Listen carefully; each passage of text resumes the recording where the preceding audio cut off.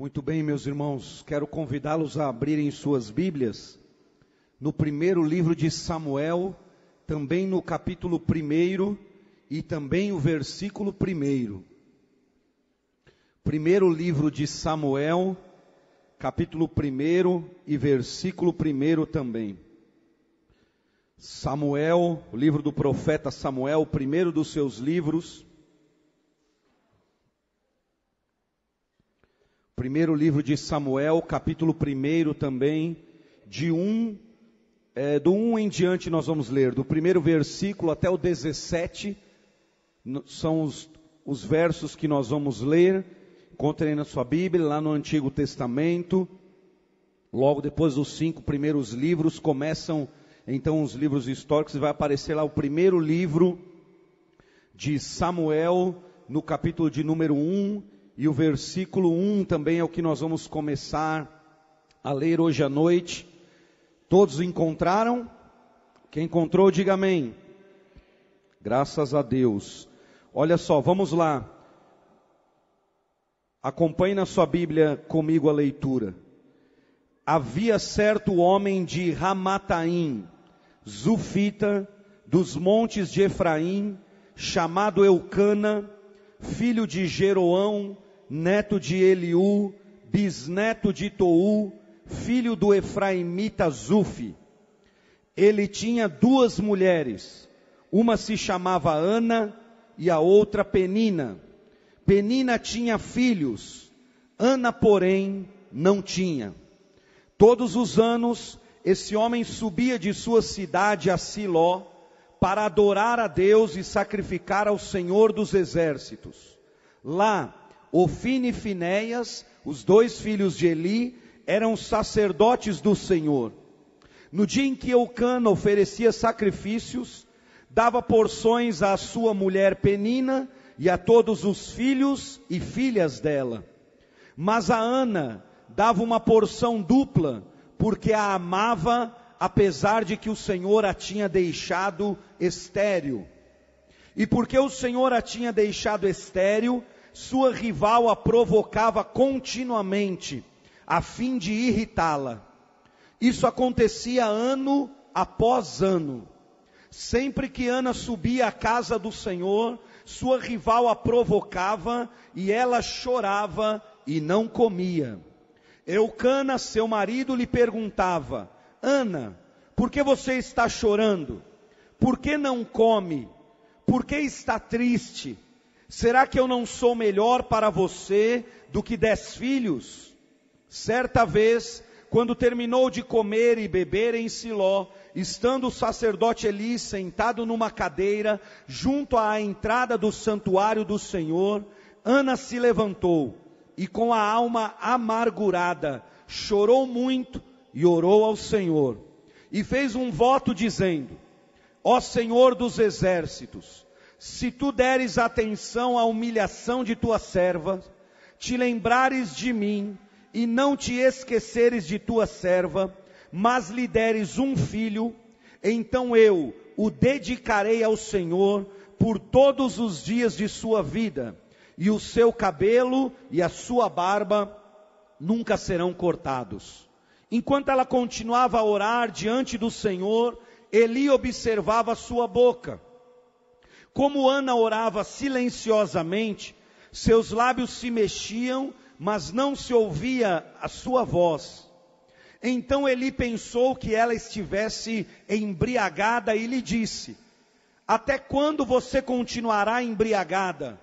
Abandone o vinho. Ana respondeu: Não se trata disso, meu senhor. Sou uma mulher muito angustiada. Não bebi vinho, nem bebida fermentada. Eu estava derramando minha alma diante do Senhor. Não julgues tua serva uma mulher vadia.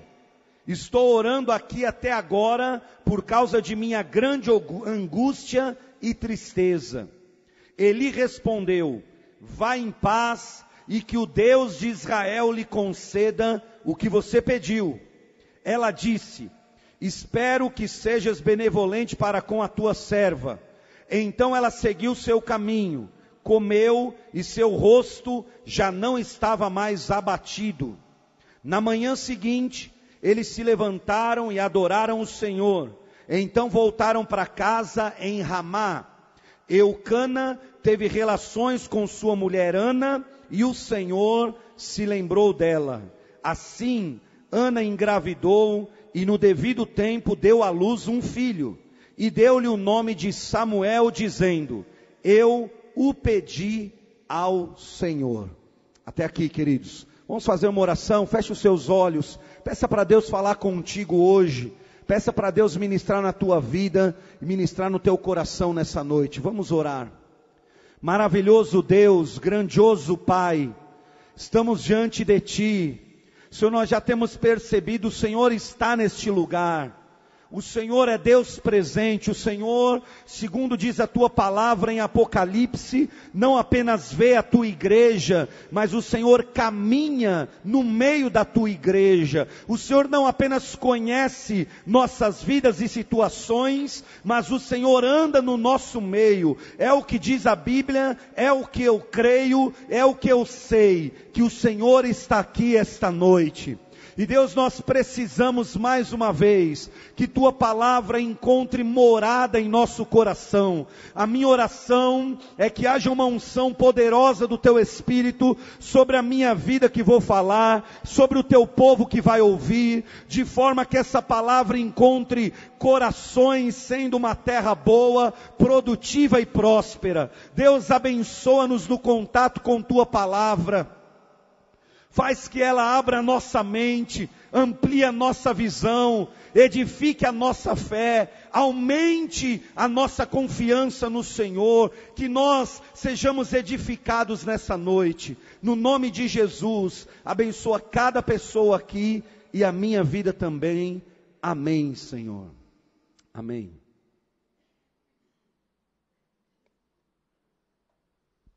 Nós vamos hoje encerrar, queridos, a série Mulheres com uma Fé Extraordinária.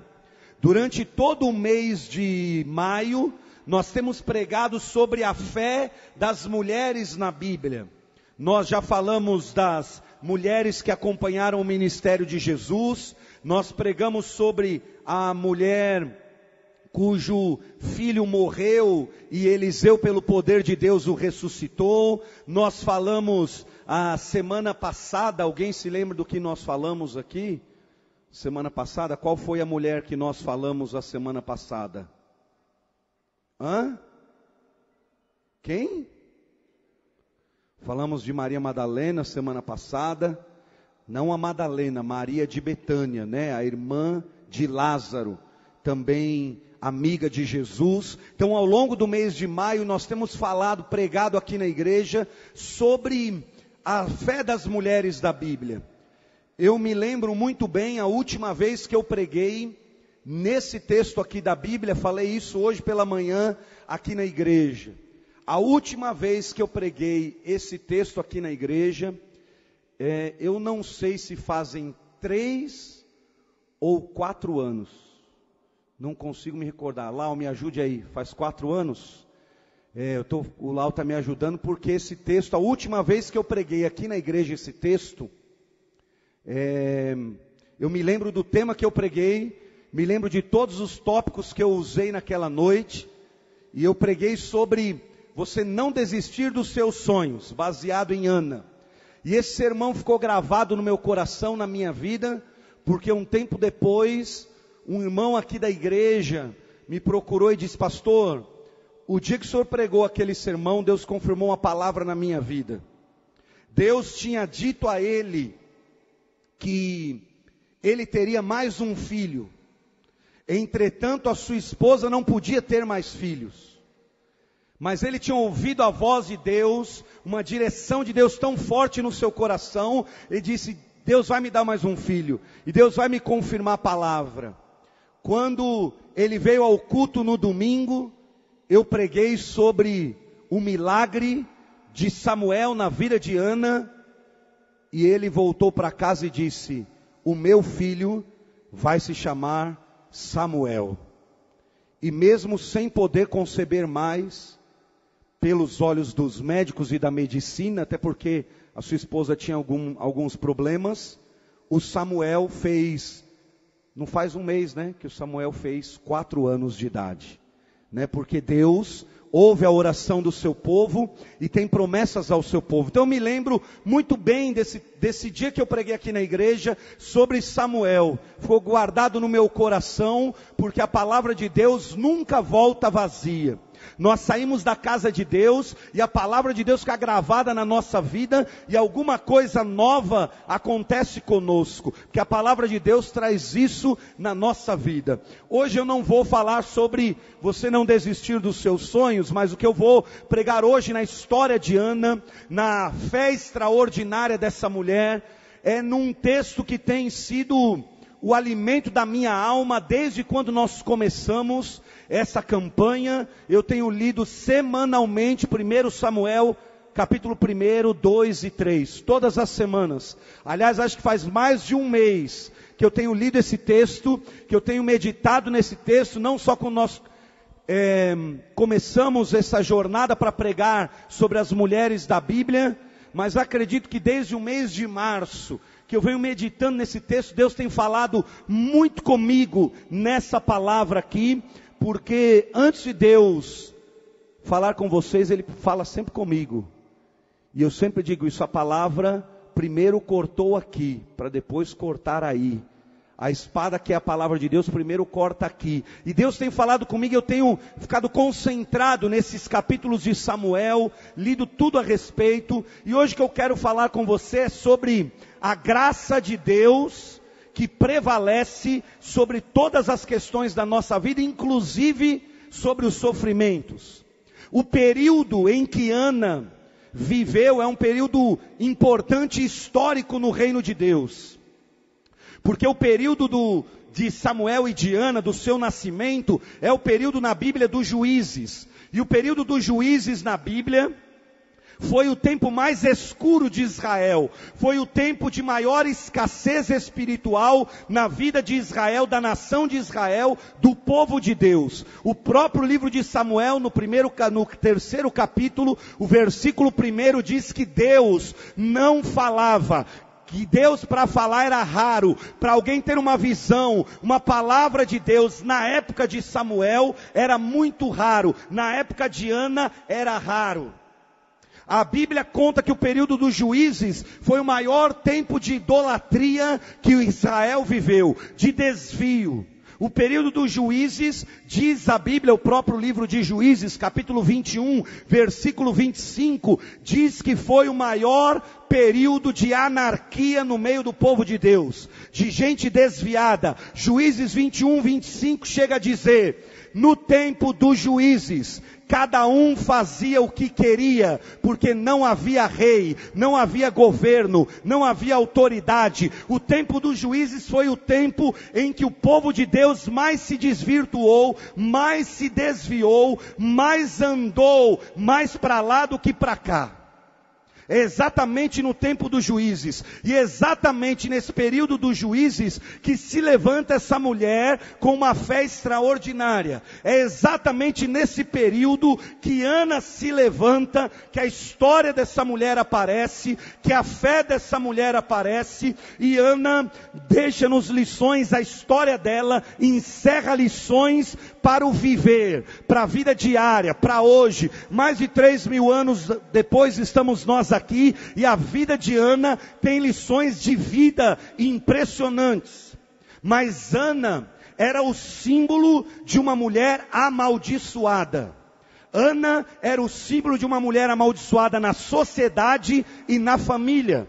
Quando as pessoas lembravam, olhavam para Ana, a consideravam amaldiçoada, porque toda mulher naquela época que era impossibilitada de conceber filhos, era considerada amaldiçoada. Toda mulher que não engravidava naquela época era uma mulher amaldiçoada, era uma mulher, diziam as pessoas, que não servia para nada. Ana era o símbolo de uma mulher estéril, sem poder conceber. Ana é o símbolo de uma mulher discriminada. Nós lemos no texto, e eu não sei se você prestou atenção, mas apesar de naquele período, a lei de Moisés já está em vigor, e proibir de ter 2 mulheres, Eucana se baseou ainda num contexto histórico que algumas regiões permitiam, que quando a mulher não podia ter filhos, o homem podia ter filhos com outra mulher. E Eucana então teve filhos com uma outra mulher, chamada Penina. E diz a Bíblia que ano após ano, essa mulher discriminava Ana. Escuta isso, a Bíblia não diz quantos anos, mas a Bíblia diz que ano após ano, Penina chegava para Ana e a discriminava, a tratava como uma desacreditada. A história de Ana é a história de uma mulher desacreditada, discriminada, amaldiçoada. Até esse momento, até esse primeiro capítulo de Samuel, a história de Ana é de uma mulher que ninguém mais acreditava. A história de Ana é a história de uma mulher que também reflete, relata, retrata o caso de muita gente nos dias de hoje. A história de Ana é a história de uma mulher com uma ferida aberta, que ano após ano era reaberta, toda vez que eles iam para essa festa sacrificar em Siló. Ana tinha uma ferida aberta. A ferida aberta de Ana era esse filho que ela não conseguia gerar, e que ano após ano, anualmente, ela era lembrada desse trauma, dessa dor, e essa ferida era reaberta de tempo em tempo. Quantas pessoas hoje não têm feridas abertas em suas vidas, não têm feridas que ano após ano, dia após dia são reabertas por palavras, por situações que você não consegue enfrentar, que você não consegue viver, que você não consegue superar, e ano após ano você tem uma ferida aberta, reaberta. Mas a história de Ana também é a história de uma mulher que vive a graça de Deus de tal modo que prevalece sobre qualquer sofrimento. A história de Ana também é o símbolo, também é a prova de que a graça de Deus vai a lugares horríveis, vai a lugares distantes, e a graça de Deus vai a lugares onde há bagunça, onde há descrédito, onde há humilhação, e transforma tudo isso em bênção. A graça de Deus é tão poderosa e foi vivenciada por Ana de uma maneira tão especial, irmão, que toda essa história de Ana é revertida, e Deus reverte toda a vida dessa mulher para uma história de bênção. Que a graça do Senhor chega a lugares que nós nem imaginamos, a situações que nem almejamos, para transformar uma situação horrível em situação de vitória, de bênção, de graça, de transformação. Esta é a graça de Deus. A história de Ana é esse símbolo, que Deus é capaz de chegar em momentos na vida de uma pessoa que nós já achávamos que era totalmente sem possibilidade, totalmente desacreditado, e Deus reverte aquela situação em bênção. A história de Ana mostra-nos isso. Hoje eu quero compartilhar com vocês algumas lições para a vida da história de Ana. Quero dividir com vocês alguns pensamentos que nos ajudam a viver melhor, que nos ajudam a olhar para a vida que nós vivemos hoje, de um foco diferente, quem sabe, para essa situação que você está enfrentando, com os olhos de uma pessoa de fé, com os olhos de uma mulher extraordinária, com uma fé impressionante. E as lições da vida de Ana são breves, mas são bem pontuais, e que falam muito ao nosso coração. A primeira lição que eu vejo na vida de Ana, ou o primeiro relato que a Bíblia faz saltar aqui da vida dela, que serve para nós hoje, mais de 3.000 anos depois, é que a história de Ana nos mostra que a família ainda é o palco onde se desenrola as principais questões da vida. A história de Ana nos mostra que a família ainda é o principal diamante que Deus está trabalhando, e a família ainda é também o principal alvo que o inimigo está atacando. A história de Ana mostra um lar dividido. Ana vivia num lar dividido, uma mulher com filhos e filhas, atormentando ela diariamente, porque não podia ter filho, o marido que a amava, que lhe dava uma porção diferente, mas que sua vida não era uma vida feliz. Nós vemos na história de Ana que todo o futuro de uma nação, de uma cidade, de um povo, está totalmente ligado à família. A família continua sendo o diamante que Deus trata, eu vou repetir, e também o alvo do inimigo nos nossos dias. Porque o comparativo do livro de 1 Samuel, os 3 primeiros capítulos, salta aos nossos olhos a história de 2 famílias. A família de Ana, que ainda tinha uma mulher consagrada, um homem que ainda buscava a Deus, e a família do sacerdote Eli, que era uma família que vivia no templo, morava no templo, mas era gente desviada, destituída de Deus, que andava longe de Deus, fria na fé, distante das questões espirituais. E a história toda mostra como o sucesso de um lugar, de um povo, de uma cidade, de uma igreja, depende da família. Todo sucesso depende da família, porque com a família de Ana, Israel começa a viver um novo tempo. A partir da casa dela, do filho dela, as famílias de Israel são transformadas, foram completamente mudadas a partir da vida dela. Porque todo o futuro, pode ter certeza, irmãos, desta igreja, o futuro dessa cidade, depende do caráter das famílias que vêm à igreja e que vivem nessa cidade. E todo o caráter da família depende da vida espiritual dos familiares. Todo o caráter, o sucesso de uma família depende da vida espiritual dos seus familiares. Esse texto nos ensina que o sucesso do nosso lar, da nossa família, está totalmente vinculado à nossa vida espiritual, à vida espiritual dos pais. O lar de Ana era um lar dividido, o lar de Ana era um lar cheio de discriminação, feridas abertas, doenças, gente se degladiando. Entretanto, havia uma mulher com a vida espiritual profunda diante de Deus, que ainda buscava a Deus, que ainda cria no poder de Deus. Querido, nunca subestime o poder de Deus na vida de uma pessoa. Nunca subestime o poder de Deus na vida de uma criança. Nunca subestimemos o poder de Deus em transformar situações através até de uma criança. A família continua sendo esse palco da maior batalha nos nossos dias. E escuta o que eu estou dizendo, não precisa nem ser profeta para dizer, nos próximos anos, a família vai sofrer os maiores ataques que esse mundo já viu.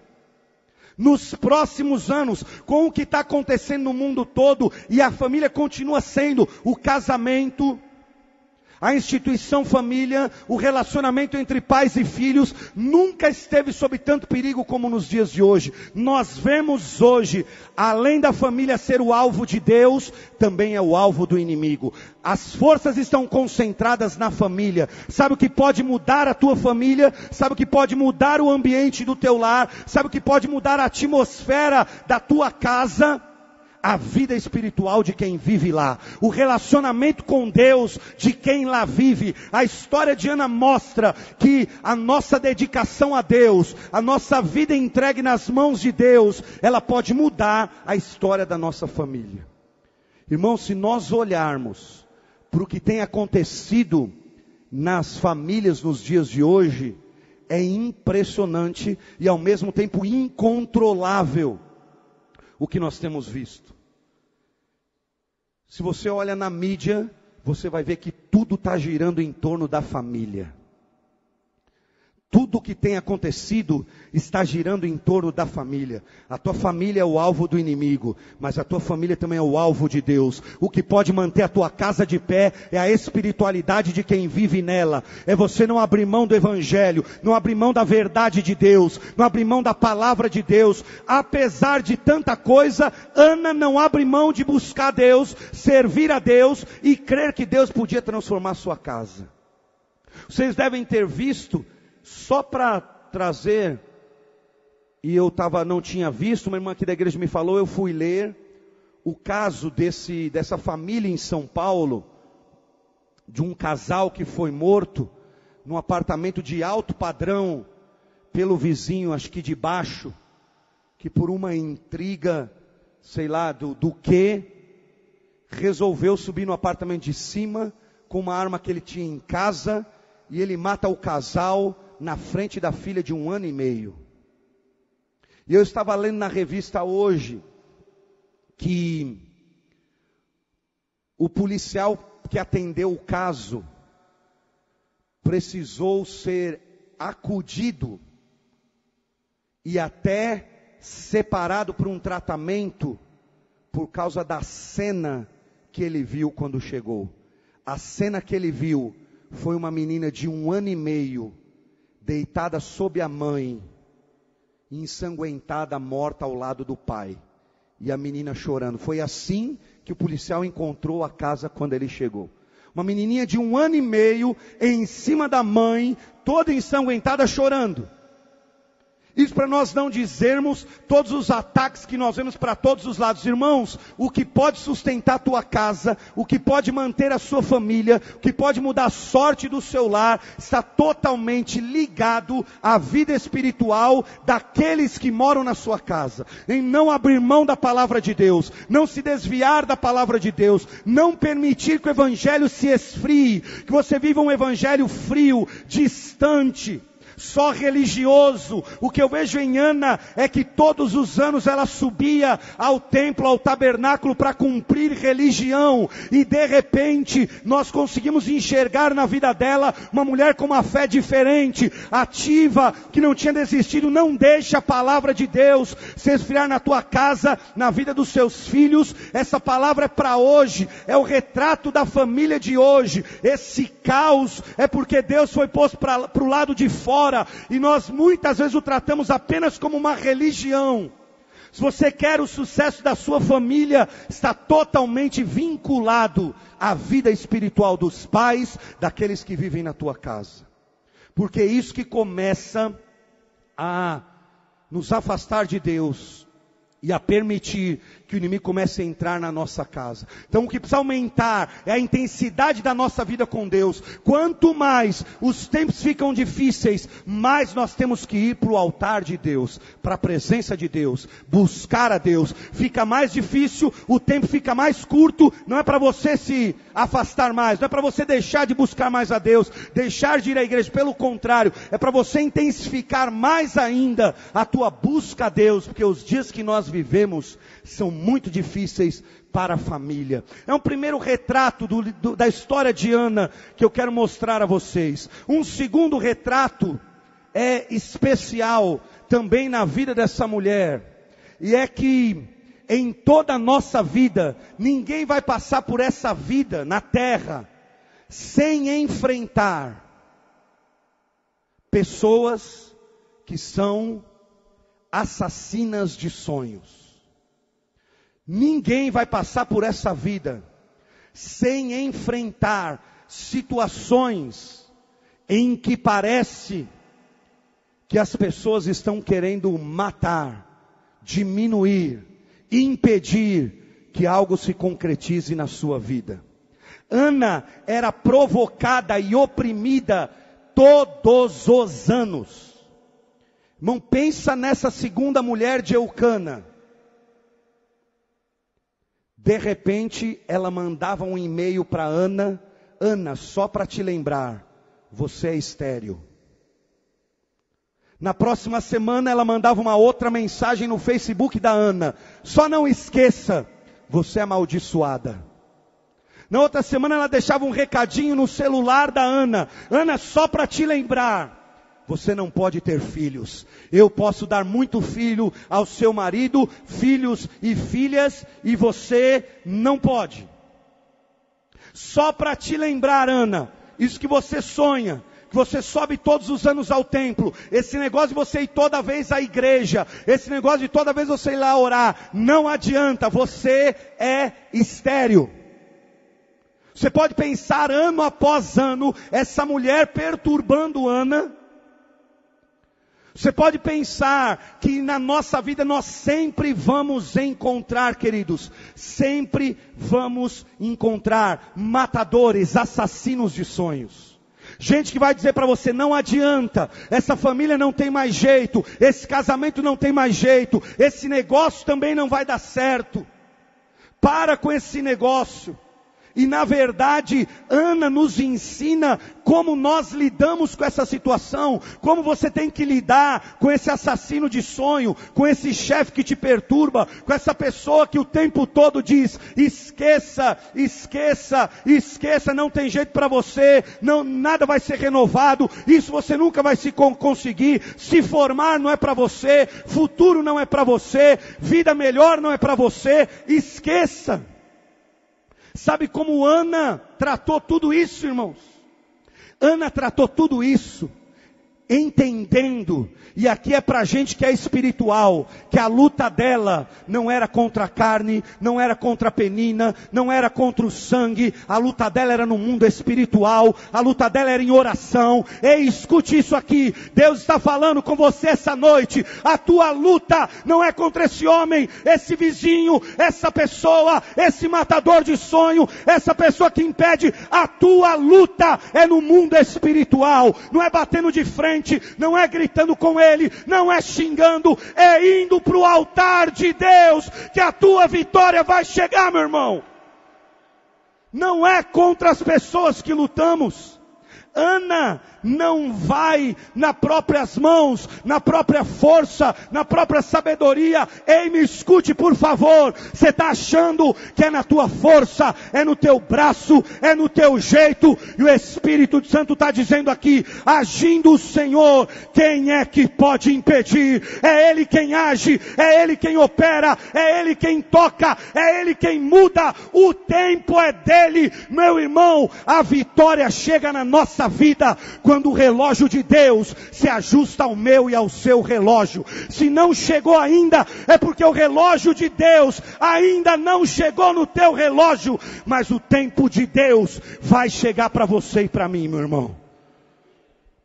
Ana trata essa situação de uma maneira impressionante, e eu começo a olhar para essa história aqui, e eu vejo como Ana deixou Deus defendê-la, como Ana creu numa intervenção de Deus, e vou mais além, como Ana conseguiu entender, escuta isso, que essa história da Penina, afrontando ela todo dia, todo ano, era um sinal de Deus para a vida dela. Meus irmãos, muitas pessoas encaram essas situações de maneira diferente. As afrontas de Penina não diminuíram a fé de Ana, mas a fizeram sair da passividade, do lugar de conforto. A humilhação anual, diária de Penina foi um sinal para Ana, de que ela tinha que se levantar, comer, viver, buscar a Deus, e crer que Deus ainda tinha uma obra na vida dela. É interessante que Ana olha para aquela situação e pensa e enxerga coisas que os nossos olhos às vezes não enxergam. Ana enxerga aquela situação como Deus movendo a vida dela. Ela enxerga o adiamento do sonho de ser mãe com um chamado de Deus para que ela permanecesse na presença de Deus. Porque a afronta de Penina, se você perceber no texto, era constante, e quando chega ao ápice nessa história, ela leva a Ana mais para perto de Deus. Irmão, às vezes, isso que está acontecendo contigo é um sinal de Deus. Nós temos que entender os sinais de Deus, que é para nós irmos mais para a sua palavra, buscarmos, arrumarmos tudo, batalharmos por um novo tempo. É o sinal de Deus, que um novo tempo dele existe para você. Ana entende isso, e ela aumenta a intensidade em vez de ir para o conformismo. Em vez de dizer, é verdade, eu sou amaldiçoada, é verdade, eu sou desacreditada, é verdade, eu sou discriminada, é verdade, não tem nada para mim, fico aqui mesmo. E em vez disso, o espírito dela muda, e ela vê aquilo como algo que a levanta. E às vezes, irmão, o que eu tenho percebido é que Deus manda fogo no lugar que nós estamos, que é para a gente ver é para ver se a gente sai daquele lugar que não é o lugar que Ele quer que estejamos. Foi assim com Ana, ela consegue enxergar isso aqui, ela consegue enxergar essa situação na vida dela que às vezes nós não enxergamos. Deixa eu dar uma palavra a você, meu irmão, do trono de Deus. Eu quero lhe dar uma palavra do trono de Deus essa noite. Se você tem uma penina em sua vida, receba do trono de Deus essa palavra, por favor. Se você tem uma penina na sua vida, uma situação que não se resolve, uma pessoa que assassina o sonho, que não sai, eu quero te dizer, se alegre. Se alegre. Sabe por quê, querida? Sabe por quê, meu irmão? Se você tem uma penina, se alegre, porque isso é sinal de que vai nascer um Samuel. Só nasce o Samuel na vida de quem tem penina. Só nasce Samuel na vida de quem vai para o vale. Só nasce Samuel na vida de quem vai para o sofrimento. Se você tem a causa, tem o sofrimento, tem essa luta, se alegre porque vai nascer um Samuel, aleluia. É porque tem Samuel para nascer, é porque tem obra nova para acontecer, é porque tem projeto novo para acontecer. Receba essa palavra do trono de Deus. Você ainda vai ver algo novo do Senhor na sua vida. Ana consegue enxergar essa história como um trampolim para um novo tempo, em vez de enxergar a história como um momento para desmotivar e acabar com sua fé. Ela busca mais a Deus, ela vai chorar diante de Deus, ela vai buscar a face de Deus. Meu irmão,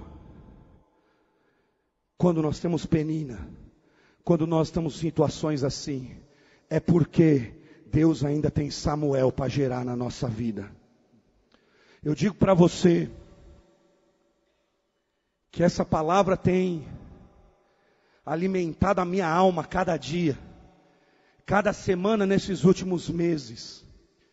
Porque desde que nós entramos no desafio para comprar essa casa aqui da igreja, tem sido um desafio realmente, cada semana, cada mês, é uma loucura. E eu ouvi tanta coisa, e eu estou dizendo para vocês que esse texto eu estou ruminando ele há semanas, porque é o que Deus tem sustentado a minha alma. Porque até pessoas muito sábias diante de Deus disseram para mim, quando eu pedi oração para nós comprarmos a casa, disse, ora por mim, irmão, Deus está colocando no nosso coração um desafio. Até alguns pastores disseram, Eduardo, não precisa disso aí não, irmão. 7 anos você deu sua vida. Aí na igreja, descansa um pouco. Deixa a igreja ficar, vocês terminaram a reforma, fica, sabe, acomode-se. Fique tranquilinho. Para que fazer isso? Para que desafio? Para que ver isso? E eu vi isso, irmãos, era penina na minha vida. Penina na minha vida. Enquanto isso o Espírito Santo falava no meu coração, ainda tem Samuel para nascer. Ainda tem Samuel para nascer. Ainda tem Samuel para nascer. Nessa última sexta-feira na vigília, Deus colocou outro Samuel no meu coração. Na minha vida. E nós vimos a glória de Deus naquele lugar. Eu quero dizer para você, meu irmão, se você tem uma penina essa noite, se você tem uma causa essa noite, se você está no vale essa noite, se você está no deserto essa noite, se Deus te mandou e permitiu que você fosse para a cova dos leões, para a situação mais adversa da sua vida, creia, se tem penina, se tem desafio, se tem vale, é porque tem Samuel para nascer. Porque quem não tem vale não tem mais Samuel. Quem não tem vale não tem mais expectativa.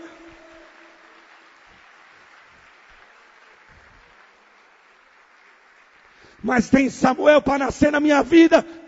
Tem Samuel para nascer na tua vida. Tem algo novo de Deus para ser gerado na tua história. Portanto, querido, creia creia no Deus cuja graça ainda prevalece sobre todo sofrimento. Creia. Ana conseguiu enxergar essa história dessa mulher, não como uma história para vir amassá-la, derrubá-la, destruí-la ou paralisá-la. Ela conseguiu enxergar como um trampolim. Depende muito de como você está vendo isso. Ela conseguiu enxergar que essa situação era para levá-la mais para perto de Deus, mais para o trono de Deus. Escute isso, irmão. Deus às vezes adia algumas coisas na nossa vida, que é para nós ficarmos mais na presença dEle. Deus às vezes adia conclusões, sonhos e obras em nossa vida, porque é para nós ficarmos mais tempo na presença dEle. Ana entendeu isso. O adiamento daquele sonho é porque ela tinha que estar mais na presença de Deus. E ela conseguiu enxergar isso. E ela conseguiu ver isso. Mas a história de Ana ainda tem duas outras lições para a nossa vida hoje, que eu quero dizer para vocês. A penúltima é que nós precisamos aprender a consagrar a Deus tudo o que Ele tem nos dado. A história de Ana é um aprendizado para nós, consagrarmos a Deus tudo o que Deus tem nos dado. Às vezes Deus também adia a realização de um sonho, para que nós possamos consagrar a Ele aquilo que Ele tem nos dado. Ana não teve dificuldade de dedicar o seu filho a Deus. Meu irmão, preste atenção nessa história. A mulher está há anos discriminada, desacreditada e vivendo como uma amaldiçoada. Ela está no templo, na presença de Deus. A Bíblia diz que ela faz uma oração muito ousada. A oração dela é: Senhor, se tu me deres o filho, quando eu desmamá-lo, ele vai vir para a tua casa. Ele vai ser teu servo em tempo integral. Não vai ter lugar na vida do meu filho Samuel para o mundo. Ele vai te servir desde pequeno. Eu trago ele para a tua casa, consagro ele ao Senhor, devolvo ele ao Senhor, oferto ele ao Senhor de novo. Irmão, a mulher que não tinha há anos filho, há anos lutava para ser filho, se desprende da bênção e diz: eu quero consagrar ele de volta ao Senhor. Uma lição na história de Ana é que nós temos que aprender que tudo que Deus tem nos dado precisa ser consagrado e devolvido para Deus. É por isso que Samuel não virou um ídolo na vida de Ana. É por isso que muitas bênçãos viram ídolos na vida de crentes. É por isso que às vezes uma vitória, uma bênção se transforma em maldição, porque ela vira o ídolo, coloca a bênção no lugar de Deus. Tem gente que busca a Deus por uma coisa, e quando chega a coisa, quando ele recebe a coisa, ele se esquece de Deus. A história de Ana me ensina que eu tenho que consagrar de volta para Deus tudo que Ele tem me dado, porque é dele que tem vindo. Será que você vai consagrar essa bênção que você está tanto pedindo a Deus? Será que você vai ser fiel, ofertar, abençoar, socorrer pessoas, dividir o pão quando essa bênção chegar na tua vida? Será que você vai participar outros, abençoar outros, vai consagrar de volta a Deus isso que você está pedindo a Ele? Porque às vezes Deus adia algo na nossa vida, que é porque nós ainda precisamos aprender a consagrar de volta a Deus aquilo que Ele tem nos dado. A história de Ana encerra uma lição incrível. Escuta isso, por favor, meu irmão. Isso me faz chegar a uma conclusão. Deus não está preparando uma bênção para você. Deus está preparando você para a bênção. Deus não está preparando uma bênção para você, Porque preparar bênção para ele não é difícil. Não precisa ter dificuldade, não precisa juntar muito anjo. Meu irmão, tem gente que acha que para Deus mandar uma bênção, o anjo faltou esse mês, ele não veio, a máquina da bênção ficou interrompida, aí a vitória não veio, a porta não abriu, o anjo não operou. Meu irmão, para Deus mandar uma bênção para você, não precisa de nada. Ele é o Todo-Poderoso, todas as coisas estão na palma da mão dele, ele governa os céus e a terra. Você acha que alguma bênção é difícil para Deus? A grande questão é que Deus está preparando você para receber essa bênção. A grande questão é que o trabalho de Deus não é para realizar a bênção, mas é para curar você, é para você fazer uma pessoa desprendida, é para você ser liberal, é para você ser generoso, é para você aprender a consagrar aquilo que Deus tem te dado de volta no altar de Deus, querido. Deus não precisa preparar a bênção para nós, Deus precisa preparar a nossa vida para a bênção, porque toda bênção que chega antes da hora vira maldição. A herança na vida do filho pródigo virou maldição, porque chegou antes da hora. Toda bênção fora de hora vai ser pior para você, querido. Deus está preparando você para receber essa bênção. Entenda o processo de Deus.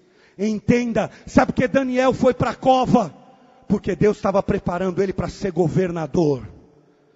E para ser governador, para estar acima, tem que primeiro passar em alguns vales, passar por baixo, meu irmão. Sabe por que Deus permitiu que José fosse vendido, traído, prisão, 14 anos de aflição? Porque Deus tinha um alto lugar para ele. Todos aqueles que Deus tem um alto lugar para eles, primeiro precisam aprender e passar no vale, meu irmão, para aprender a receber a bênção de Deus. Por isso que Daniel não muda quando está lá em cima, José não muda quando está na glória, Sadraque, Mesaque e Abednego não mudam quando governam. Querido, Deus está preparando você para essa bênção, para que quando você estiver lá, nada mude em tua vida. Muita gente não cresce na vida porque não aprendeu essa lei. A lei de que tudo que eu tenho, tudo que Deus me dá, eu tenho que consagrar de volta a Ele. Eu tenho que dar o dízimo, eu tenho que dar a oferta, eu tenho que abençoar a pessoa, eu tenho que dividir o pão. E aí paralisa. Vou encerrar esse ponto, escuta isso. Ana consagrou seu filho a Deus, sim ou não? Entregou seu filho a Deus, certo? E Samuel foi, sem dúvida, um dos maiores profetas do Antigo Testamento. Samuel trouxe Deus para Israel de novo. Samuel foi quem trouxe Davi. Samuel quem restabeleceu o contato de Deus com todo o povo. Irmão, ninguém fazia nada em Israel sem falar com Samuel. Aos 12 anos, ele estava profetizando na casa de Deus. O sacerdote não ouvia Deus e Samuel ouvia Deus. Você vê a importância que foi a vida de Samuel, mas escuta, Ana teve no total, a estéril teve um total de 6 filhos. Continue lendo a sua Bíblia, os próximos capítulos, você vai ver que Ana não teve só Samuel, Ana teve mais 5 filhos. Sabe por quê? Quando nós somos fiéis no pouco, Deus nos coloca sobre o muito. Ana foi fiel com um filho, Deus lhe deu mais 5 filhos. Ana foi fiel quando não tinha nada, Deus lhe colocou tudo em suas mãos. Ela teve 5 filhos além de Samuel, porque ela soube consagrar aquilo que Deus já tinha lhe dado. E eu quero encerrar hoje dizendo a última lição para nós da vida dessa mulher com uma fé extraordinária. E a última lição da vida de Ana é que a oração ainda é a arma mais poderosa disponível para nós. Quem ora, meu irmão, está fazendo ruir as estruturas. Quem ora está usando a arma mais secreta e invencível disponível ao ser humano. A oração, Ana entendeu, era a arma mais poderosa para ela enfrentar os assassinos de sonhos. E escuta, ela não teve um só não. Penina queria matar os seus sonhos, seu marido quis matar os seus sonhos. Eucana dizia para Ana: Ana, por que você quer um filho, mulher? Eu não sou melhor do que 10 filhos. O marido dizia para a mulher: eu não sou melhor do que 10 filhos. Para que esse negócio de filho, você quer ter filho? Aí ela vai à igreja, e quando ela chega ao tabernáculo, há um sacerdote gordo, sentado numa cadeira. Gordo porque a Bíblia diz que ele era gordo mesmo, tá? Se você ler depois você vai ver isso. Nada contra, né? Nada pessoal também. Vocês já estão pensando alguma coisa, né? O sacerdote Eli, ele não mais estava trabalhando, eram seus filhos que eram os sacerdotes. Ele ficava numa cadeira, só observando o que o povo fazia no tabernáculo. E aí, meu irmão, ele olha para Ana, a mulher está angustiada, orando naquele tabernáculo. Ele vai até ela e diz assim: minha filha, por que você vem bêbada na igreja? Se fosse nos dias de hoje era assim. E naquela época, chamar uma mulher de bêbada era o mesmo que Ana disse, chamá-la de vadia. Porque Ana responde para ele: Senhor, não me trate como uma vadia. Olha só, o homem chega para a mulher que está orando na igreja e diz: você é uma vadia mesmo, hein? Como é que você bebe que nem uma doida e vem na igreja orar? 3 para 4 anos depois, Ana sobe ao tabernáculo ao mesmo, com Samuel nos braços, ou andando com ele, vai até o mesmo sacerdote Eli, e diz: Eli, aqui está a vadia, que veio trazer a promessa de Deus de 4 anos atrás, e esse filho, esse menino foi aquele que profetizou a morte do sacerdote. Foi esse menino. Ana era uma mulher de oração, meu irmão. Ana levanta uma oração sincera no meio do sofrimento, quebrantada no meio da luta, porque até parece que ela já tinha lido Tiago capítulo 4, versículo 10, que diz: humilhem-se na presença diante do Senhor e Ele os exaltará. Ana é o exemplo de que nós devemos continuar orando, mesmo que a bênção ainda não tinha chegado. Ano após ano, ela vai para a oração, ela vai para o clamor. Ana é o exemplo de que a oração ainda é a arma mais poderosa que nós temos, ainda muda qualquer quadro, ainda é que pode dar segurança, lhe dar graça, lhe dar o poder de Deus. É melhor orar do que qualquer outra coisa no mundo. Tem gente que alguém procura para contar um problema, e a pessoa diz assim: eu não posso fazer nada por você, mas eu vou orar. Meu irmão, se você vai realmente orar, então você está fazendo o melhor, porque a oração é o melhor. Tem gente que diz assim: eu só posso orar por você, como se a oração fosse uma coisinha de nada, como se a oração não fosse nada, como se a oração fosse um desencargo de consciência. Como eu não posso te ajudar, eu vou orar. Meu irmão, quando alguém disser para você: eu vou orar, se ele orar, creia, é a arma mais importante disponível para nós. Ainda continua sendo a oração, porque a oração de Ana traz uma outra coisa incrível. Sabe qual é? Que quando eu oro, quando eu estou orando, a oração, escuta isso e guarda no teu coração, primeiro transforma a pessoa, para depois transformar a circunstância. A oração primeiro transforma a pessoa, para depois transformar a circunstância. A Bíblia diz que Ana chega para orar angustiada. Meu irmão, a face, o rosto dela devia ser de uma mulher acabada.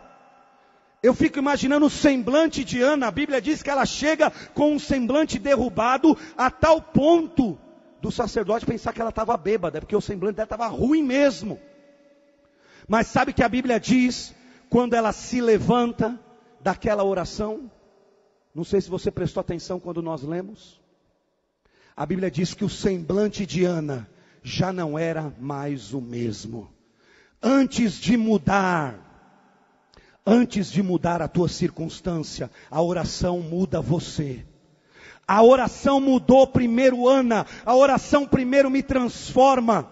A oração de Ana, o seu rosto transformado, essa noite, querido, é noite de orar, de buscar a Deus. Talvez tua circunstância não vai ser mudada hoje, mas tua vida vai ser mudada hoje. Você vai ser transformado hoje. Tua fé vai ficar mais robusta hoje. Você vai ficar mais firme hoje, porque a oração primeiro me muda, depois muda a minha circunstância.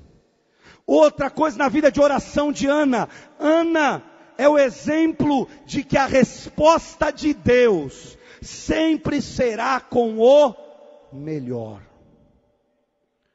Irmão, você que está orando por alguma coisa, guarde isso no teu coração. A resposta de Deus sempre será com o melhor.